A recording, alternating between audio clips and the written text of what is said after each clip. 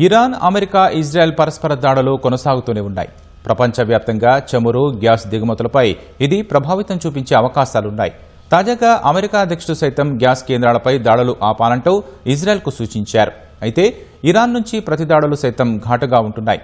అసలు ఈ యుద్ధం తాజా పరిస్థితులు ప్రపంచంపై ప్రభావం ఎలా ఉండనున్నాయనే అంశంపై అంతర్జాతీయ వ్యవహారాల నిపుణులు వినయ్తో మా ప్రతినిధి శివరామకృష్ణ ప్రత్యేక ముఖాముఖి. మధ్యప్రాచ్యంలో యుద్ధం వాతావరణం కొనసాగుతూనే ఉంది. అటు ఇరాన్ పై అమెరికా, ఇజ్రాయెల్ చేస్తున్న దాడులు, అట్లాగే ఇరాన్ చేస్తున్నటువంటి ప్రతి దాడులతో అక్కడ యుద్ధం రోజు రోజుకు పెరుగుతున్నటువంటి పరిస్థితి కనిపిస్తుంది. ప్రస్తుతం అక్కడ గ్యాస్ అట్లాగే చమురు క్షేత్రాలపైన క్షిపణి దాడులు కొనసాగుతున్నాయి. మనతో పాటు మాట్లాడేందుకు అంతర్జాతీయ వ్యవహారాల నిపుణులు వినయ్ గారు మనతో ఉన్నారు. సార్తో మాట్లాడదాం. సార్ నమస్కారం. సార్ నమస్కారం అండి.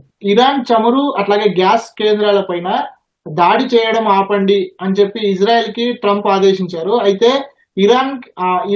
ఇరాన్ కోసం ఇప్పుడు ట్రంప్ చేసినటువంటి ఈ దేశం ఏదైతే ఉందో అది ఇజ్రాయెల్ అట్లాగే అమెరికా మధ్య ఉన్నటువంటి బంధాలని అది ఏ విధంగా ప్రభావితం చేస్తుందని సార్ ఇప్పుడు ట్రంప్ డైరెక్ట్ గా ఏం చెప్పారు అంటే ఇజ్రాయెల్ కి ఈ ఎప్పుడైనా గ్యాస్, క్రూడ్ ఆయిల్ అనేది క్రిటికల్ ఎనర్జీ. ఈ క్రిటికల్ ఎనర్జీ మీద ఇంపాక్ట్ పడితే ఖచ్చితంగా గ్లోబల్ ఎనర్జీ ఇంపాక్ట్ పడుతుంది. సో ట్రంప్ చెప్పిన దాంట్లో నేను కొంచెం అడిషన్ చేద్దాం అనుకుంటున్నాను. ట్రంప్ ఏం చెప్పారు అంటే ఇరాన్ ఇప్పుడు గల్ఫ్ కంట్రీస్ మీద అటాక్ ఆపకపోతే గల్ఫ్ కంట్రీస్ మీద అటాక్ ఆపండి, అలానే మేము కూడా ఇజ్రాయిల్ ని మీ crude oil, energy gas resources మీద అటాక్ చేయకుండా ఆపుతామని ఆదేశాలు ఇచ్చారు. ఎందుకు ట్రంప్ ఇలా అనడానికి రీజన్ ఏంటి అంటే ఈ గ్యాస్ ఎనర్జీ వల్ల గ్లోబల్ ఎకనామీ ఇంపాక్ట్ అయింది. అండ్ ఇంకొకటి ఏంటి అంటే ఇరాన్ మెల్లగా ఇజ్రాయిల్ మీద అటాక్ చేయడమే కాకుండా ఇరాన్ ఎనర్జీ మొత్తము Gulf countries, Kuwait, Bahrain, Qatar, UAE, ఈ జీసీసీ కంట్రీస్ మీద అటాక్ చేయడం వల్ల గ్లోబల్ ఎనర్జీ ఇంపాక్ట్ అయింది, గ్లోబల్ స్టాక్ మార్కెట్ దెబ్బతినింది. అండ్ ఇజ్రాయిల్ మీద ఇరాన్ చాలా మిజైల్స్, కొత్త మిజైల్స్ అని హైపర్సోనిక్ మిజైల్ వాడుతుంది, ఫతామా వాడుతుంది, అండ్ డాన్సింగ్ మిజైల్ అని చూసాం, సెజిల్. సో అది వాడడం వల్ల సో ఏదైతే ట్రంప్ అనుకున్నారో ఈ వార్ అనేది తొందరగా ముగుస్తుంది అని, బట్ టాక్టికల్ గా ఈ వార్ ని చాలా క్యాలిక్యులేటివ్ ఎస్కలేషన్ తో ఇరాన్ ముందుకు తీసుకెళ్లడం వల్ల సో ఒక పాయింట్ ఆఫ్ టైమ్ లో ఒక పర్స్పెక్టివ్ లో యుఎస్ఏ వెనకడుగు వేసింది అనే చెప్పొచ్చు. సో అయితే ఇక్కడ ఇజ్రాయెల్ సైన్యం ఈ సౌత్ పాస్ గ్యాస్ ఫీల్డ్ పైన దాడి చేసింది. అయితే ఇరాన్ ఏం చేసిందంటే ఖతార్ తమపై దాడి చేసిందని చెప్పి ఖతార్ లో కూడా దాడి చేసింది కదా. సో ఈ పరిస్థితులు, ఈ పరిణామాలు ఎటు దారి తీస్తున్నాయి సార్?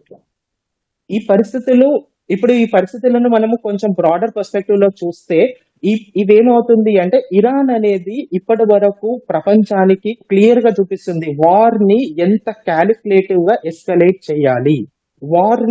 వార్ లో ఎప్పుడైనా రిటాలియేటరీ మెజర్స్ అవనేది ఉండడమే కాకుండా క్యాలిక్యులేటివ్ మెజర్స్ ని మనం ఎంఫసైజ్ చేయాలి. సో ఇరాన్ ఈ క్యాలిక్యులేటివ్ మెజర్స్ ని చాలా బ్యాలెన్స్ చేస్తుంది. Retaliatory measures with missiles balance చేస్తుంది అండ్ క్యాలిక్యులేటివ్ మెజర్స్. అందువచ్చని యుఎస్ఏ సైబర్ సెక్యూరిటీ నెట్స్ ని అటాక్ చేయడము, సో ఏదైతే Gulf countries energy, Gulf countries tourism impact చేయడానికి ఎయిర్పోర్ట్స్ మీద అటాక్ చేయడము. సో ఇవన్నీ పరిగణలోకి తీసుకుంటే ఇరాన్ క్యాలిక్యులేటివ్ ఎస్కలేషన్ చేస్తుంది కాబట్టి ప్రతి గల్ఫ్ కంట్రీస్ కూడా వాళ్ళ ఎకనామీ ఇంపాక్ట్ అవుతుంది. అండ్ అలానే కాకుండా ఈ వార్ ని ఎస్కలేట్ కాకుండా చూడడానికి వేరే కంట్రీస్ కూడా చాలా ట్రై చేస్తున్నాయి. అంతేందుకు ఇప్పుడు ట్రంప్ నాటో కంట్రీస్ సపోర్ట్ అడిగినా గానీ నాటో కంట్రీస్ చాలా బ్రాడర్ పర్స్పెక్టివ్ ఆలోచించి ఈ వార్ ఎస్కలేషన్ అనేది గ్లోబల్ ఎకనామిక్ ఇంపాక్ట్ అవుతుంది అండ్ సెక్యూరిటీకి ఇంపాక్ట్ అవుతుంది అని జర్మనీ కంట్రీ అయితే క్లియర్ గా చెప్పింది, this is not our war, this is your war అని. యూకే కూడా అలానే రెస్పాన్స్ ఇచ్చింది, జపాన్ మా షిప్స్ ని పంపించము అని చెప్పింది. సో సార్ ఇప్పుడు అమెరికా ఒకవైపు యుద్ధాన్ని ఆపాలి అంటే ఇజ్రాయెల్ కి ఆదేశాలు ఇస్తూనే, ఇప్పటివరకు జరిగిన దాంట్లో ఇజ్రాయెల్ కి ఆదేశాలు ఇస్తుంది, మరోవైపు ఏంటంటే దాడుల్ని నియంత్రించాలని చెప్పి ఇరాన్ కు చెప్తుంది. సో ఈ డైకాటమీని ఎట్లా చూడొచ్చు? అట్లాగే ఇది ఈ మిడిల్ ఈస్ట్ లో అక్కడ ఉన్నటువంటి సమీకరణాలని ఏ విధంగా ప్రభావితం చేస్తున్నారు సార్? ఈ డైకాటమీ అనేది సింపుల్ సార్. ట్రంప్ మీద అందరు వచ్చి ఎనర్జీ సిఇఓస్ అందరు వచ్చి ట్రంప్ మీద కూర్చున్నారు. ట్రంప్ అడ్మినిస్ట్రేషన్ మీద పెద్ద బండరాయి పెట్టారనమాట. ఈ వార్ ఇంకొన్ని రోజులు నడిస్తే యుఎస్ఏ ఎకనామీ ఇంపాక్ట్ అవుతుంది. Already USA domestic policy change చేసింది. ఇంతవరకు USA లో ఎప్పుడైనా కానీ డొమెస్టిక్ ట్రేడ్, ఇంటర్నల్ ట్రేడ్ అని అంటాం చూడండి సార్, ఆ ఇంటర్నల్ ట్రేడ్ అనేది ఫారిన్ వెజిల్స్ కి అలో చేయరు. ఇప్పుడు అలాంటి పాలసీస్ లోనే కొంచెం చేంజ్ తీసుకొచ్చి ఫారిన్ వెజిల్సే, ఎప్పుడైతే ఫారిన్ వెజిల్స్ వేరే కంట్రీ నుంచి ఎనర్జీ తీసుకొస్తాయి చూడండి, ఆ వెజిల్స్ ని అవే ఫారిన్ వెజిల్స్ మొత్తం డొమెస్టిక్ మెరిటైమ్ ట్రేడ్ లోపల ట్రేడ్ కూడా అలో చేసింది. ఎందుకంటే USA ఎనర్జీ అనేది అంత ఇంపాక్ట్ అయింది. రీసెంట్ గా USA ఒక గ్లోబల్ సర్వే ప్రకారము పర్ డే ఈ వార్ వల్ల ఇరాన్ వార్ వల్ల పర్ డే USA కి $13 billion, 13 billion dollars is been affecting. So అందు గురించి USA దీన్ని ఎంతవరకు కూడా ఎస్కలేట్ చేయొద్దు అని అనుకుంటుంది. అండ్ ఇరాన్ ఈ విషయంలో చాలా తెలివిగా వాడి ఈ వార్ ని ఇరాన్ ఇజ్రాయెల్ USA వార్ కాకుండా ఈ గల్ఫ్ కంట్రీస్ ని అటాక్ చేసి, ప్లస్ ఇరాన్ తన యాక్సిస్ ఆఫ్ రెసిస్టెన్స్ అని ఉంటాయి సార్ ఇరాన్ దగ్గర, హౌతీస్, హెజబొల్లా, వీటిని యూజ్ చేసుకొని వీళ్ళు చాలా క్యాలిక్యులేటివ్ గా ముందుకు తీసుకెళ్లడం వల్లనే ఇలాంటి పరిణామాలు జరుగుతున్నాయి. సో ఈ గ్లోబల్ మార్కెట్ ఎనర్జీ పైన ఈ యుద్ధం పరిస్థితులు ఏ విధంగా ప్రభావితం చూపుతున్నాయి? ముఖ్యంగా గ్యాస్ సరఫరా గానీ, చమురు సరఫరా పైన గానీ ప్రపంచవ్యాప్తంగా ఎటువంటి ఈ సమీకరణాలు ఏ విధమైనటువంటి ప్రభావితం చేయబోతున్నాయి? సార్ ఆల్రెడీ మనం చూస్తున్నాం, మన ఇండ్లలోనే గ్యాస్ రావట్లేదు. సో రెస్టారెంట్లు స్విగ్గీ ఆర్డర్లు తీసుకోమంటున్నారు, జొమాటో ఆర్డర్లు ఇంపాక్ట్ అవుతున్నాయి. సో సిలిండర్ల దగ్గర భారీ లైన్స్ చూస్తున్నాం, ఇవి చూస్తున్నాం మనం. సో మనం ప్రతి కంట్రీలో ఇదే ఇంపాక్ట్ అయితే. According to the official reports, crude oil barrel అనేది వార్ స్టార్ట్ కాకముందు అరౌండ్ 75-80 ఉంటే ఇప్పుడు $110, ఓకే, $110 అయింది. అంటే ఆల్రెడీ 25 to 30% ప్రైజెస్ పెరిగాయి. అలానే గ్యాస్ 40% ప్రైజెస్ పెరిగాయి. So 20% to 40% prices, crude oil 20% పెరగడం అండ్ 20 to 30% పెరగడం, గ్యాస్ 40% పెరగడం అంటే global economy is shrinking. Global economy is facing the war, impact of war. So ఇది ప్రతి కంట్రీస్ కి ఇంపాక్ట్ అవుతుంది. ఇది ఓన్లీ వెస్ట్ ఏషియా కంట్రీసే కాదు, గ్లోబల్ అన్ని కంట్రీస్ కి ఇంపాక్ట్ అవుతుంది. సో అన్ని కంట్రీస్ ఇప్పుడు చేయాల్సింది ఏంటి అంటే ఈ వార్ ని డిఎస్కలేట్ చేసి ఎకనామీ పరుగులు పెట్టడానికి ట్రై చేయాలి. అది ఎప్పుడు జరుగుతుంది అంటే ఈ వార్ డిఎస్కలేట్ అవుతేనే జరుగుతుంది.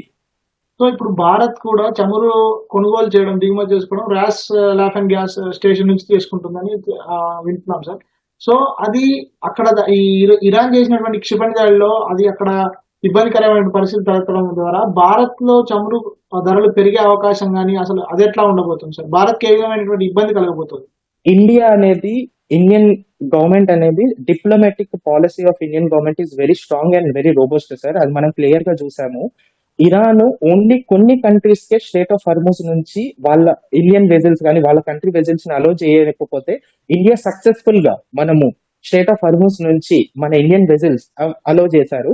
మన గవర్నమెంట్ ఆఫ్ ఇండియా మన దగ్గర స్ట్రాటజిక్ రిసోర్సెస్ ఉన్నాయి. సో ఇప్పటికీ మనం ఇంకా స్ట్రాటజిక్ రిసోర్సెస్ ఓపెన్ చేయలేదు. సో ఇలాంటివి చూస్తుంటే మన గవర్నమెంట్ దీన్ని చాలా మేనేజ్ చేస్తుంది. బట్ ఎంతవరకు మేనేజ్ చేస్తుంది అనేది వార్ ఎంతవరకు ఎస్కలేట్ అవుతుంది అనే దాని మీద చూడాలి. మన డిప్లొమాటిక్ కాంటాక్ట్స్ కూడా. So state of Hormuz through మనకు 20% ఆఫ్ ద గ్లోబల్ ఆయిల్ అనే స్టేట్ ఆఫ్ హర్మూజ్ త్రూ వస్తుంది.